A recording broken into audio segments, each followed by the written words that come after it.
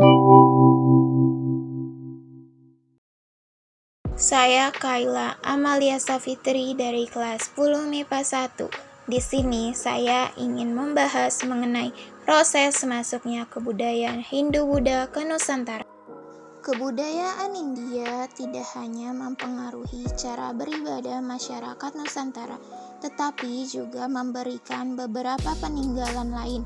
Misalnya, kerajaan yang pernah berkuasa, tempat keagamaan, prasasti, cara hidup, dan masih banyak lainnya. Namun, tahukah Anda mengenai bagaimana masuknya kebudayaan India ke Nusantara? Menurut para ahli sejarah, cara masuk dan proses penyebaran kebudayaan Hindu-Buddha di Indonesia ada 5 teori, yaitu yang pertama, teori Brahmana. Teori ini dikemukakan oleh Van Leer.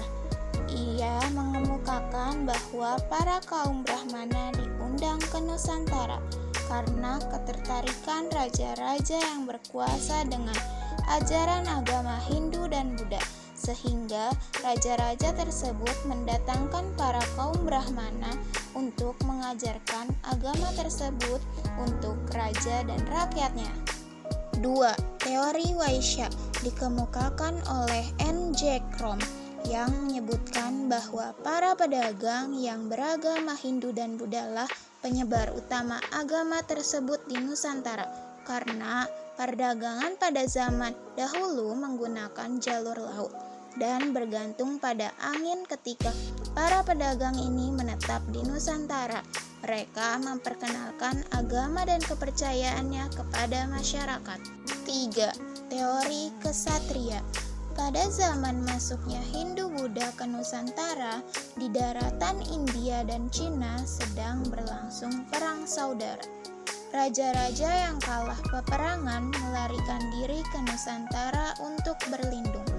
Lambat laun, mereka mendirikan kerajaan kembali di Nusantara dengan corak-corak yang berhubungan dengan agama Hindu atau Buddha yang sebelumnya mereka anut. Teori ini dikemukakan oleh C. Sieber, Mukherjee, dan Kessimen. 4. Teori arus balik.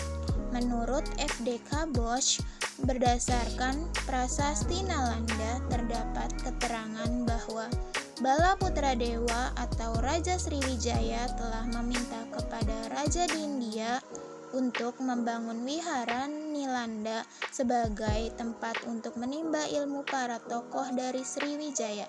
Permintaan Raja Sriwijaya itu ternyata dikabulkan. Setelah para tokoh atau pelajar itu menuntut ilmu di sana, mereka kemudian kembali ke Nusantara. Merekalah yang selanjutnya menyebarkan pengaruh Buddha di Indonesia. Yang terakhir, teori Sudra. Para Buddha dari India dan Cina datang ke Nusantara karena dibawa oleh pemiliknya atau karena mencari kehidupan yang lebih baik pada saat mereka menetap di Nusantara. Mereka berasimilasi dan berakulturasi dengan penduduk sekitar. Hal tersebut membawa perubahan pada penduduk yang pada awalnya memeluk animisme dan dinamisme, berganti memeluk agama Hindu atau Buddha. Teori ini dikemukakan oleh Van Weber. Sekian tutur sejarah dari saya. Terima kasih.